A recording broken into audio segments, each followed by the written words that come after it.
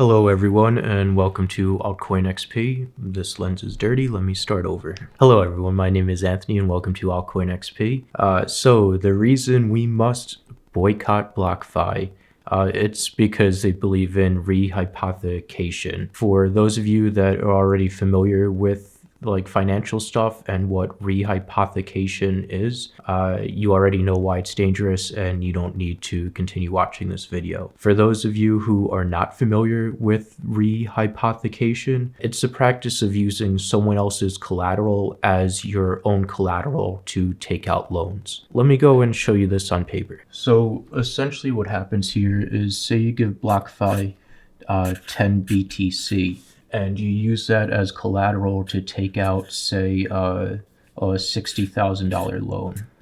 So you give BlockFi 10 BTC, they give you $60,000. Now, if you default on this loan, then they get to keep your BTC. So with rehypothecation, BlockFi then uses the 10 BTC that they have from you that you're using as collateral. They now use your 10 BTC to take out a loan of their own. So say that they want another $60,000 loan. Even though this isn't their 10 BTC that they're putting up as collateral, it's yours. For some reason, it's legal to do this. And this puts you, the depositor who has the collateral, at risk of losing money, because what happens if BlockFi defaults on this loan? Well, the person that they took out the loan with gets to keep your BTC.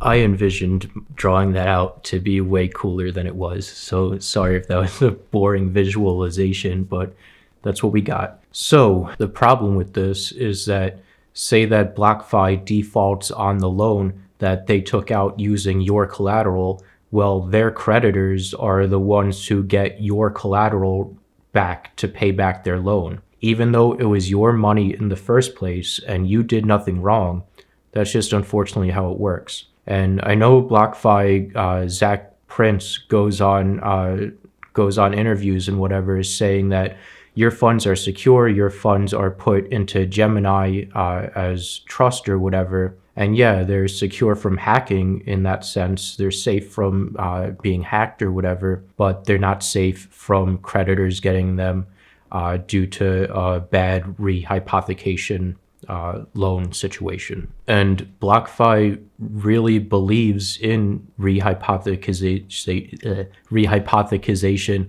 because they wrote an entire blog post on their website detailing, just saying that it's good and that they want to do it, and it's in their terms of service that they can rehypothecate your collateral. But there is an additional risk that is further complicated when you use cryptocurrency as collateral to back a loan, and that's the price volatility of cryptocurrency. Say that the value of Bitcoin goes down, well, now they don't have, say that you have 10 Bitcoins, or say you have one Bitcoin worth $10,000 and you take out a $10,000 loan, for example, on it using the Bitcoin as collateral. Well, what happens when you have one Bitcoin as collateral, but Bitcoin price drops, so now that one Bitcoin is only worth $5,000. Well, now you have a $10,000 loan with only $5,000 of collateral. So I don't know how it works out in that, but you're not going to have the collateral to back up your loan anymore. Additionally, this may work out in BlockFi's favor.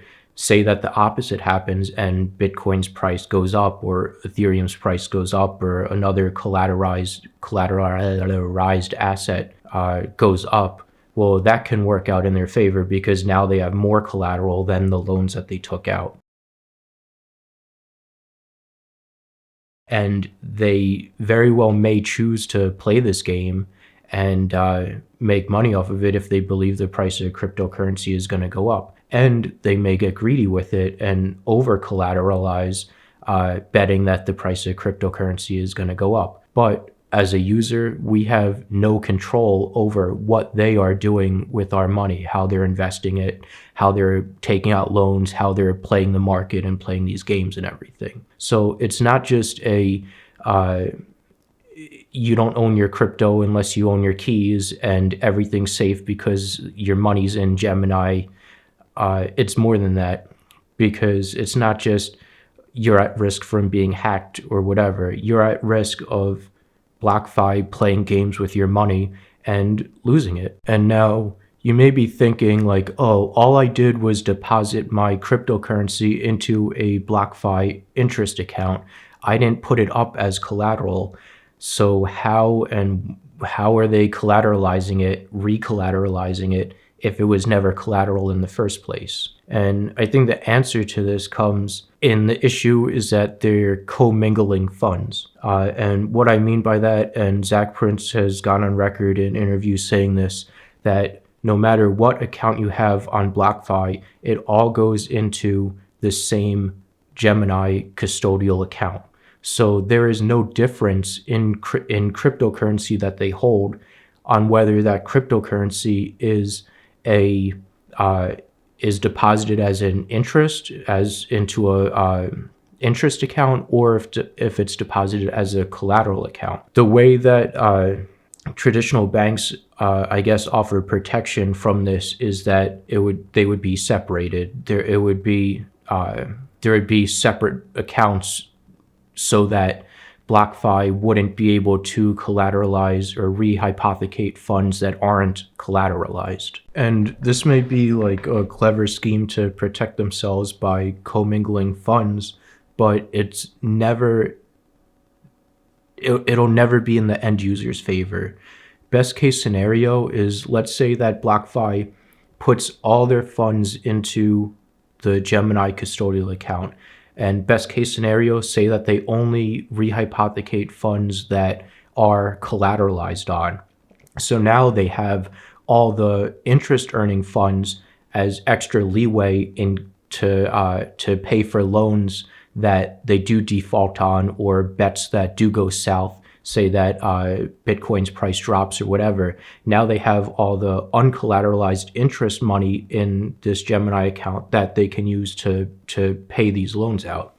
The problem with that is that in order to do that, you end up socializing debt and putting the debt onto the user. So yes, it does protect BlockFi from going bankrupt because they have the normal deposits to pay for delinquencies on their rehypothecated funds. Oh, also, the other thing I want to mention, with cryptocurrency being unregulated especially, I don't know what the laws are in traditional banking, but I know there's certainly no laws about this in cryptocurrency, but there's no limit on how many times collateral can be rehypothecated. So say that you deposit 10 BTC as collateral into BlockFi. BlockFi uses your 10 BTC as collateral to take out a loan of their own.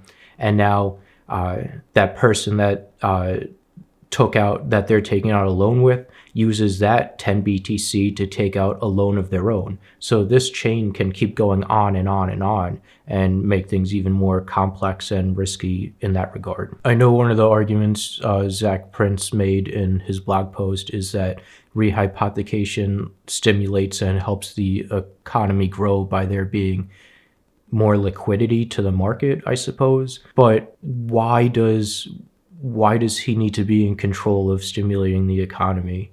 Why can't things just be done traditionally? It just seems really risky. I know why things can't be done traditionally, because there's people that want loans that can't get loans. But there's always ways to get money, and you can always start building a business from the ground up and raise funds from venture capitalists and ask for donations and all that too.